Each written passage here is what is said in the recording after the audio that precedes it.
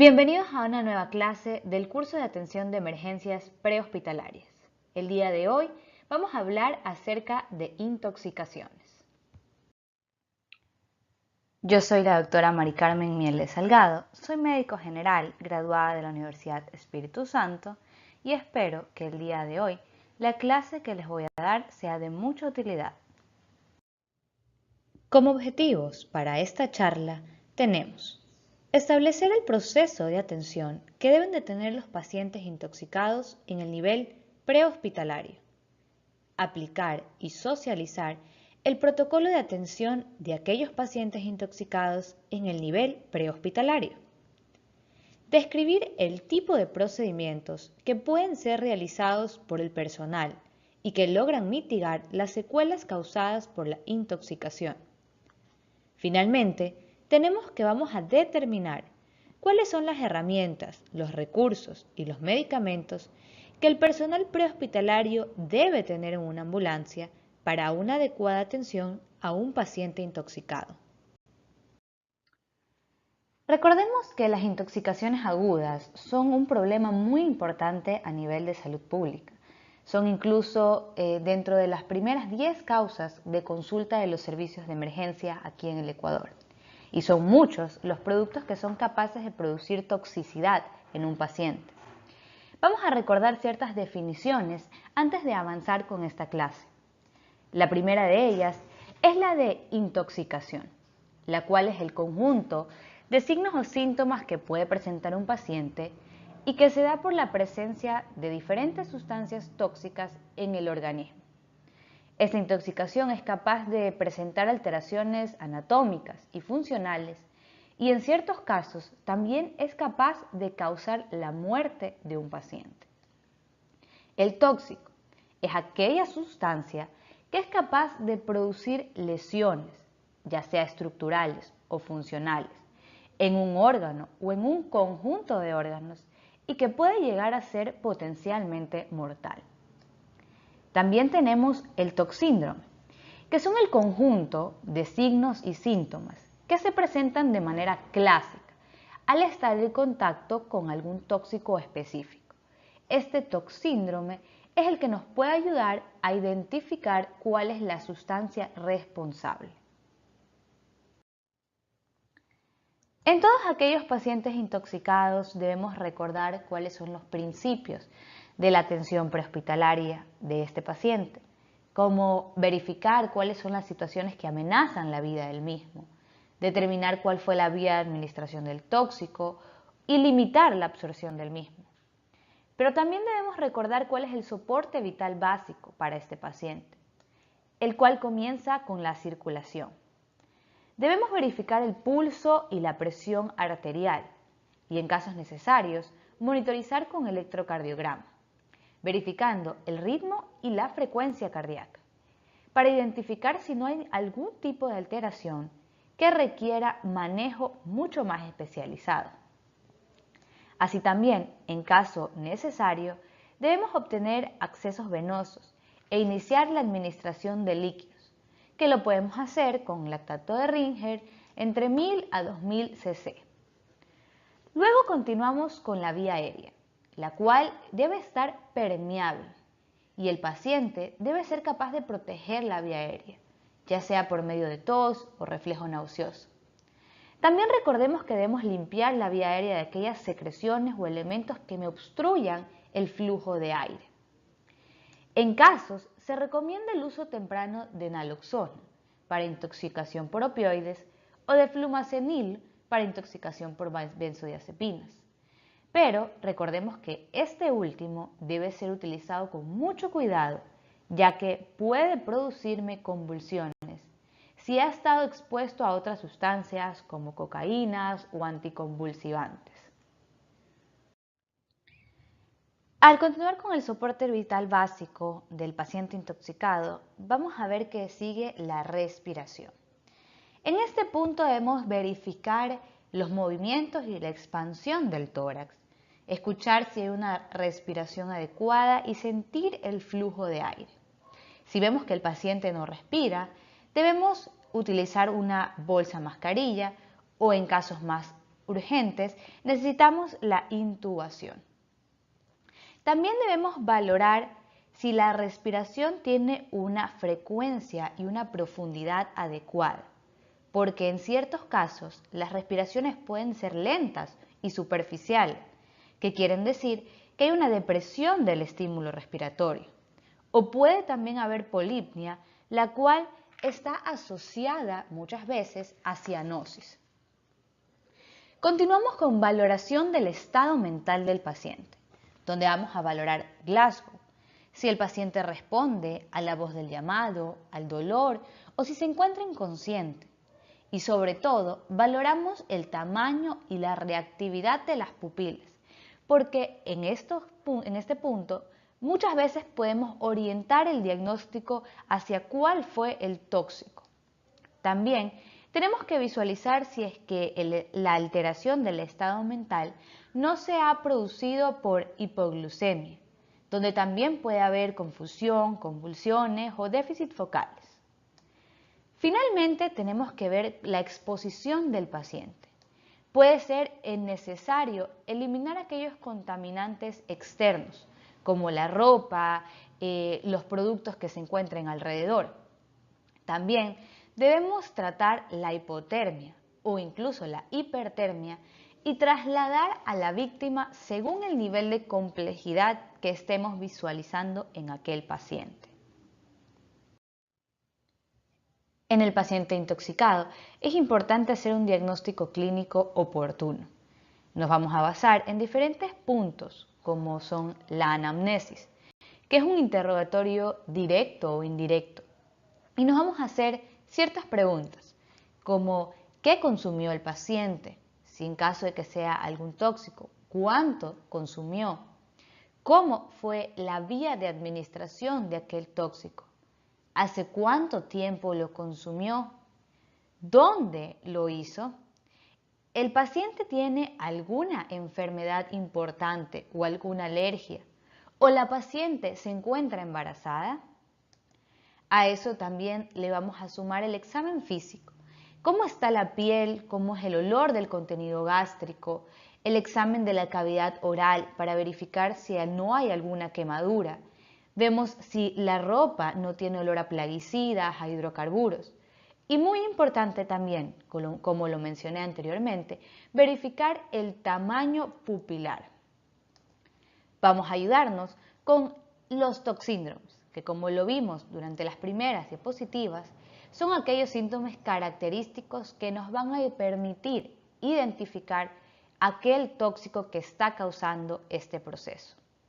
Vamos a llevar a cabo una descontaminación del paciente y finalmente tenemos que antagonizar el tóxico en caso de que pueda ser necesario.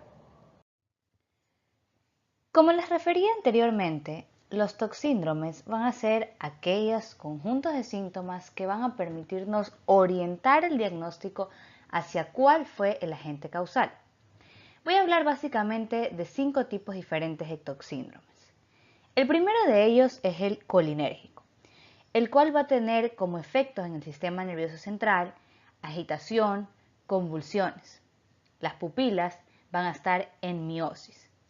Y vamos a tener que las secreciones orales, la frecuencia respiratoria, la diuresis y la sudoración se van a ver aumentadas, mientras que la frecuencia cardíaca se va a ver disminuida. En cambio, en el síndrome simpático mimético también vamos a tener agitación, pero las pupilas van a estar midriáticas, mientras que la frecuencia respiratoria, la frecuencia cardíaca y la sudoración van a aumentar. En este caso, vamos a tener que las secreciones orales y la diuresis pueden no verse afectadas. Aquí también puedo tener hipertermia en muchos casos. En el síndrome antimuscarínico vamos a tener delirio y ciertas alteraciones de la conciencia. Las pupilas también van a estar midriáticas, mientras que las secreciones orales y la sudoración van a disminuir. La frecuencia cardíaca va a aumentar, la frecuencia respiratoria puede aumentar o disminuir, pero aquí vamos a tener retención urinaria. En este cuadro antimuscarínico también podemos tener hipertermia. Entre otro toxíndrome tenemos el sedante hipnótico, que vamos a tener depresión de la conciencia, con pupilas tanto midriáticas como mióticas. Aquí la frecuencia cardíaca va a estar disminuida, pero las secreciones orales, la diuresis y la sudoración pueden no verse afectadas. En el toxíndrome opioide también vamos a tener depresión de conciencia, pero con miosis, una frecuencia respiratoria también disminuida y secreciones orales, diuresis y sudoración sin verse afectadas. Para hablar de descontaminación vamos a tener dos tipos de procesos, la descontaminación ocular y la descontaminación dérmica. Para la primera de ellas, que es la descontaminación ocular, debemos utilizar solución salina o agua e irrigar por 15 a 20 minutos. No utilicemos otras sustancias a menos que el oftalmólogo lo sugiera, porque es muy importante que el paciente tenga una consulta oftalmológica posterior.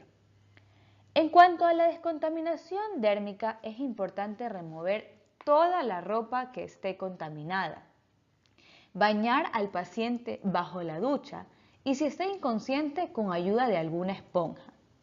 Es importante lavar aquellas zonas donde se puede acumular algún tóxico, como son las zonas de pliegue, debajo de las uñas y el cabello. Este baño debemos repetirlo por lo menos unas 2 veces para asegurarnos una correcta descontaminación. Una de las formas de disminuir la absorción del tóxico es mediante el lavado gástrico, sin embargo el cual no se debe realizar de forma rutinaria. Solo está indicado cuando se han ingerido grandes cantidades de tóxico y durante la primera hora de haber ingerido el mismo. Como podemos observar en la figura, el paciente debe estar en decúbito lateral izquierdo y con ayuda de una sonda que la introducimos por nariz o boca, vamos a aspirar el contenido gástrico, pero previamente introducimos 250 a 300 cc de suero fisiológico y aspiramos la misma cantidad introducida. Todo esto lo vamos a realizar hasta que el líquido extraído sea claro. Pero vamos a recordar cuándo no debemos realizar un lavado gástrico. Cuando hayamos ingerido alguna sustancia corrosiva, cuando hemos ingerido un material punzante, cuando hay la ingestión de ovoides de drogas, cuando tenemos peligro de una diátesis hemorrágica y en varices esofágicas o gástricas.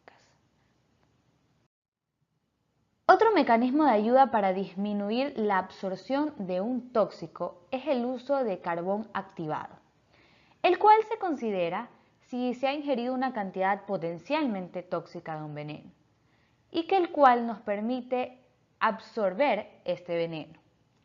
¿Cuál es la dosis del mismo? El cual debe ser administrado por sonda nasogástrica. En adultos es de 100 gramos y en niños es de 1 gramo por kilogramo de peso. La dilución ideal es de 30 gramos en 240 cc de agua. Aquí también vamos a tener contraindicaciones. No la vamos a realizar cuando tenemos un paciente con compromiso de la conciencia y que no tienen una vía aérea protegida. Cuando hay riesgo de hemorragia o perforación gastrointestinal o cuando el paciente ha tenido alguna cirugía reciente.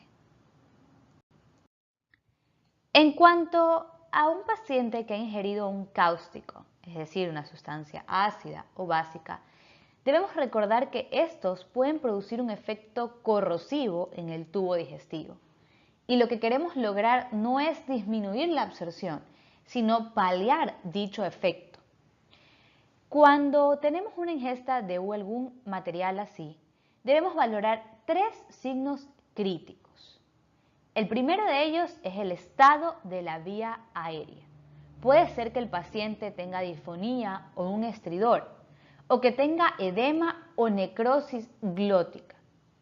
debemos ver si no hay perforación esofágica o gástrica que me produzcan o una mediastinitis o un abdomen agudo. Y finalmente, valorar el estado hemodinámico de este paciente, ya sea que esté en hipotensión o shock. Esta mayoría de ingesta de cáusticos no necesitan medidas de soporte o cirugía inmediata, pero sí debemos recordar ciertos puntos claves. ¿Cuál fue la sustancia ingerida? Recordemos que no hay que neutralizar con un ácido o un álcali, depende del caso, sino que porque se va a producir una reacción que lesiona más los tejidos. No intentar maniobras de vaciado gástrico y siempre que sea necesario hacer el traslado hospitalario. Aunque no existan lesiones bucales o faringias ni otra clase de síntomas, debemos hacer ese traslado hospitalario para valorar integralmente a este paciente. Entonces, ¿cuál es el algoritmo que vamos a seguir para una intoxicación? Lo primero es aquel soporte vital del paciente, que como ya vimos, empieza por la circulación, sigue por la vía aérea, buscamos la respiración, vemos el estado mental y la exposición del paciente. Hacemos la correcta historia clínica toxicológica, una buena anamnesis, un buen examen físico, descontaminamos de ser necesario y vemos el toxíndrome que nos puede sugerir de acuerdo a este examen físico que hemos realizado. Si tenemos algún antídoto específico, pues lo administramos. Y luego tomamos las medidas generales. Si se puede realizar el lavado gástrico, lo hacemos, recordando los puntos que vimos anteriormente, y en caso de ser necesario, podemos utilizar carbón activado.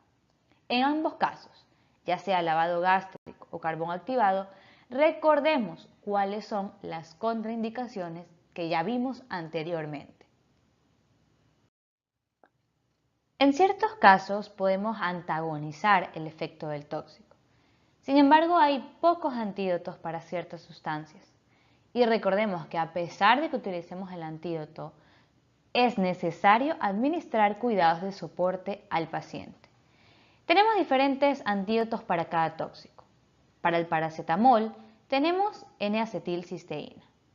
Para los órganos fosforados, atropina. Para el hierro, desferoxamina. Para las benzodiazepinas, flumazenil. Para los betabloqueantes, glucagón. Para los opiáceos, naloxona. Para el cianuro, entre los que tenemos es el nitrato de sodio, y para la heparina, protamina. Es importante tener a la mano y recordar cuáles son los antídotos de los tóxicos que mayormente se presentan en el área de emergencias. Entonces, ¿cuál es el algoritmo que vamos a seguir para una intoxicación?